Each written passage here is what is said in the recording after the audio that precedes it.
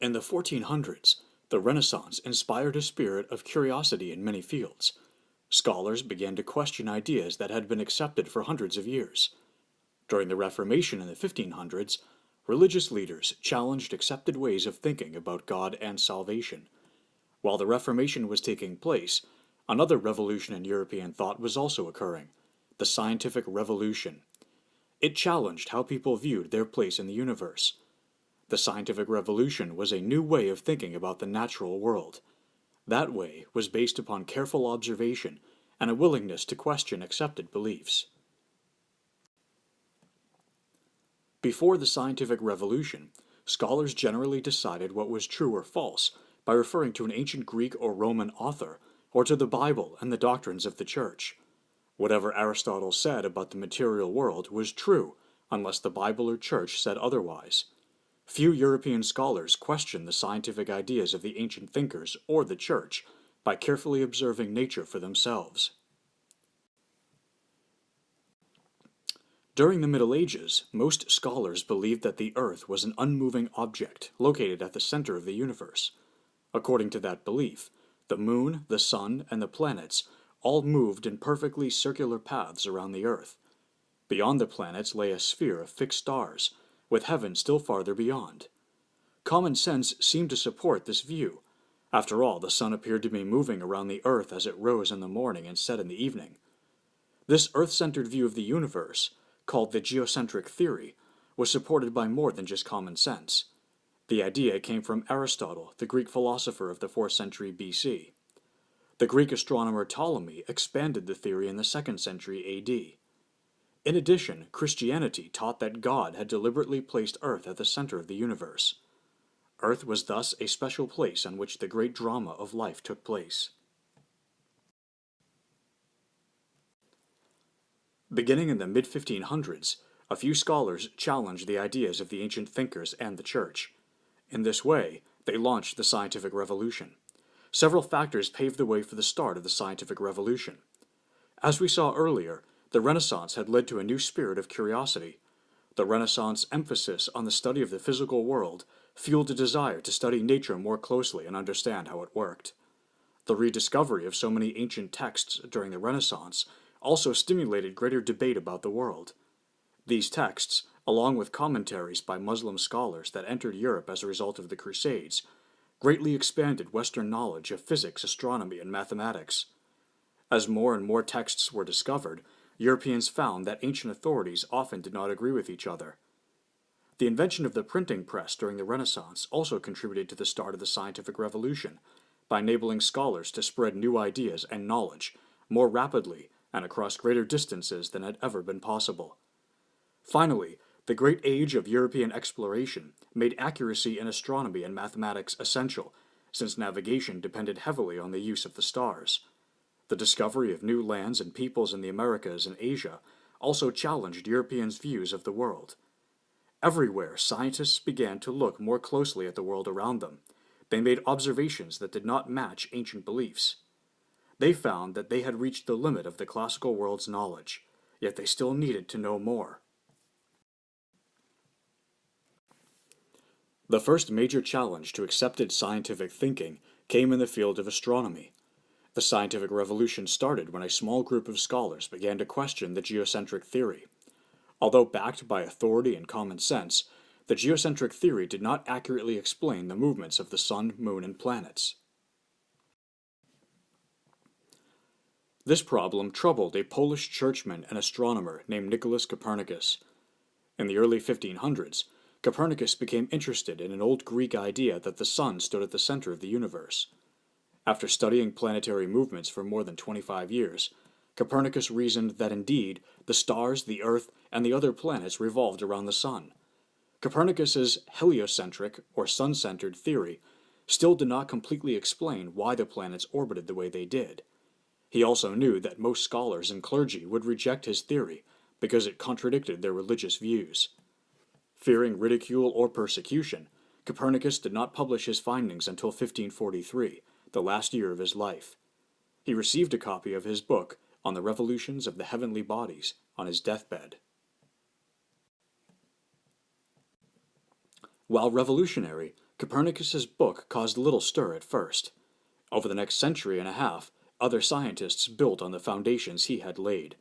A Danish astronomer, Tycho Brahe, built an observatory from which he carefully recorded the movements of the planets for 20 years. Brahe produced mountains of accurate data based on his observations. However, it was left to his followers to make mathematical sense of them. After Brahe's death in 1601, his assistant, a brilliant German mathematician named Johannes Kepler, continued his work. After studying Brahe's data, Kepler concluded that certain mathematical laws govern planetary motion. One of these laws showed that the planets revolve around the Sun in elliptical orbits instead of circles, as was previously thought. Kepler's laws showed that Copernicus's basic ideas were true. They demonstrated mathematically that the planets revolve around the Sun. In 1581, a 17-year-old Italian student named Galileo Galilei sat in a cathedral closely watching a chandelier swing on its chain. Aristotle had said that a pendulum swings at a slower rhythm as it approaches its resting place. Using his beating pulse, Galileo carefully timed the chandelier's swings. Aristotle's idea was wrong. Instead, each swing of the pendulum took exactly the same amount of time. Galileo had discovered the law of the pendulum. In another study, Galileo found that a falling object accelerates at a fixed and predictable rate. Galileo also tested Aristotle's theory that heavy objects fall faster than lighter ones. According to legend, he dropped stones of different weights from the Leaning Tower of Pisa. He then calculated how fast each fell. Contrary to Aristotle's assumption, the objects fell at the same speed. Later, Galileo learned that a Dutch lensmaker had built an instrument that could enlarge far-off objects. Without seeing this device, Galileo successfully built his own telescope. After making some improvements, Galileo used his telescope to study the heavens in 1609. In 1610, Galileo published a little book called Starry Messenger, in which he described his astonishing observations. Galileo announced that Jupiter had 4 moons and that the Sun had dark spots. He also noted that the Earth's moon had a rough and uneven surface. His description of the moon's surface shattered Aristotle's theory that the moon and stars were made of a pure and perfect substance. Galileo's observations, as well as his laws of motion, also clearly supported the theories of Copernicus. Galileo's findings frightened both Catholic and Protestant leaders because they went against church teaching and authority. If people believed the church could be wrong about this, they could question other church teachings as well. In 1616, the Catholic Church warned Galileo not to defend the ideas of Copernicus. Although Galileo remained publicly silent, he continued his studies. Then, in 1632, he published Dialogue Concerning the Two Chief World Systems. This book presented the ideas of both Copernicus and Ptolemy in the form of a dialogue between two philosophers. Although it pretended to show both views, the book clearly demonstrated that Galileo supported the Copernican theory. This was a challenge to the Church and its authority. In response, the Pope angrily summoned Galileo to Rome to stand trial before the Inquisition. Though an old man, in 1633 Galileo made the journey to Rome and presented himself to the Inquisition, the court that tried people suspected of heresy. Under the threat of torture, Galileo knelt before the cardinals and read aloud a signed confession. In it, he agreed that the ideas of Copernicus were false. Though he avoided being tortured and executed, Galileo was never again a free man. He lived under house arrest until he died in 1642 at his villa near Florence. However, his books and ideas still spread all over Europe. The most important and influential figure of the scientific revolution was the English scientist Isaac Newton. Newton studied mathematics and physics at Cambridge University. By the mid-1600s, the accomplishments of Copernicus, Kepler, and Galileo had shattered the old views of astronomy and physics. Newton helped to bring together all of their breakthroughs under a single theory of motion. As Newton stated, "If I have been able to see so far, it is only because I stood on the shoulders of giants."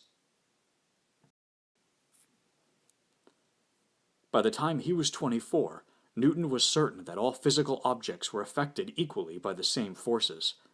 Kepler had worked out laws for a planet's motion around the sun. Galileo had studied the motion of pendulums. Newton's great discovery was that the same force ruled the motions of the planets, the pendulum, and all matter on Earth and in space. He disproved the idea of Aristotle that one set of physical laws governed Earth and another set governed the rest of the universe. The key idea that linked motion in the heavens with motion on the Earth was the law of universal gravitation. According to this law, every object in the universe attracts every other object. The degree of attraction depends on the mass of the objects and the distance between them.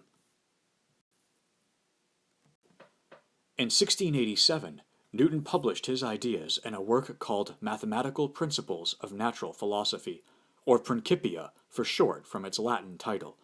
It was one of the most important scientific books ever written. The universe Newton described was like a giant clock. Its parts all worked together perfectly in ways that could be expressed mathematically. Newton believed that God was the creator of this orderly universe, the clockmaker who had set everything in motion. The revolution in scientific thinking that had begun with Copernicus eventually developed into a new approach to science called the scientific method. The scientific method is a logical procedure for gathering and testing ideas.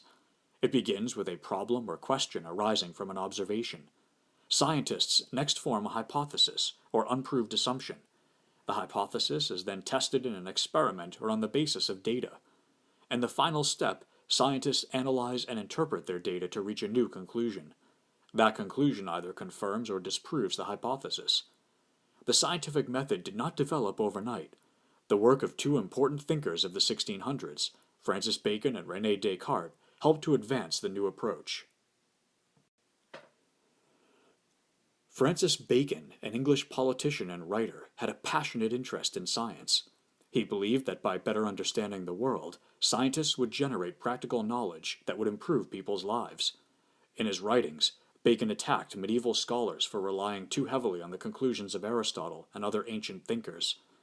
He also criticized the way in which both Aristotle and medieval scholars arrived at their conclusions. They had reasoned from abstract theories. Instead, he urged scientists to experiment. Scientists, he wrote, should observe the world and gather information about it first. Then they should draw conclusions from that information. This approach is called empiricism, or the experimental method. In France, the mathematician and philosopher René Descartes also took a keen interest in science. He developed analytical geometry, which linked algebra and geometry. This provided an important new tool for scientific research. Like Bacon, Descartes believed that scientists needed to reject old assumptions and teachings. As a mathematician, however, his approach to gaining knowledge differed from Bacon's. Rather than using experimentation, Descartes relied on mathematics and logic. He believed that everything should be doubted until proved by reason. The only thing he knew for certain was that he existed, because, as he wrote, "I think, therefore I am." From this starting point, he followed a train of strict reasoning to arrive at other basic truths. Modern scientific methods are based on the ideas of Bacon and Descartes. Scientists have shown that observation and experimentation, together with general laws that can be expressed mathematically, can lead people to a better understanding of the natural world. After astronomers explored the secrets of the universe, other scientists began to study the secrets of nature on Earth. Careful observation and the use of scientific method eventually became important in many different fields, such as medicine and chemistry. Scientists developed new tools and instruments to make the precise observations that the scientific method demanded. The first microscope was invented by a Dutch maker of eyeglasses, Zacharias Janssen, in 1590.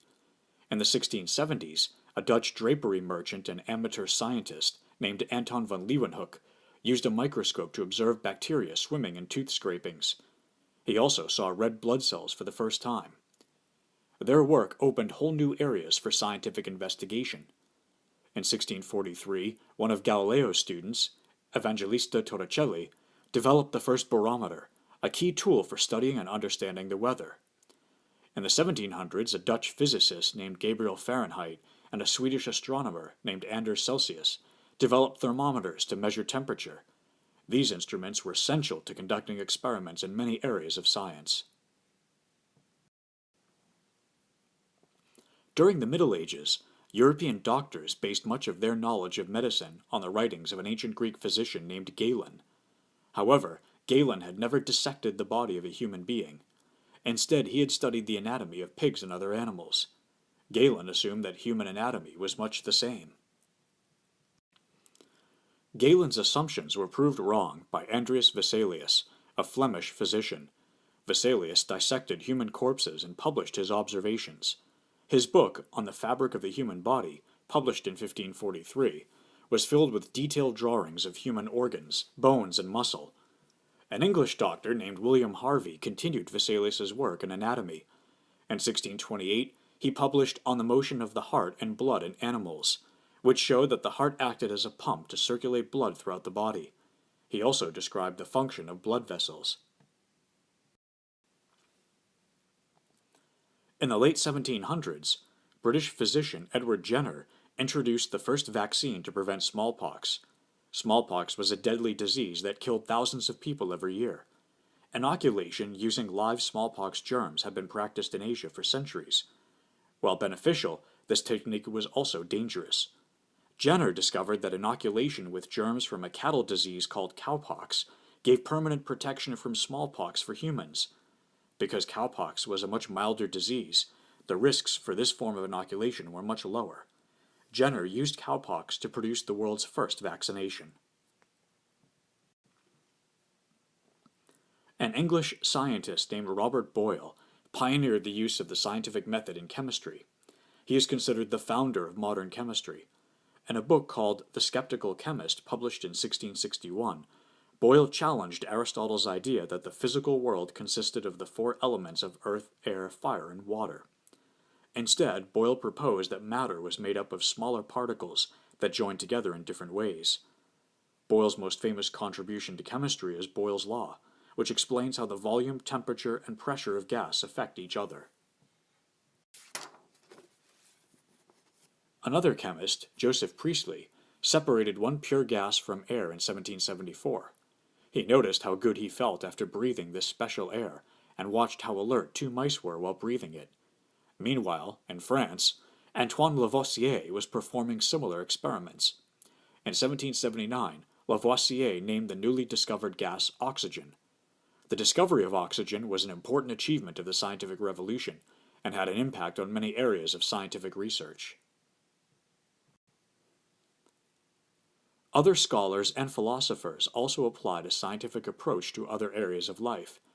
Believing themselves to be orderly, rational, and industrious, they thought of themselves as enlightened.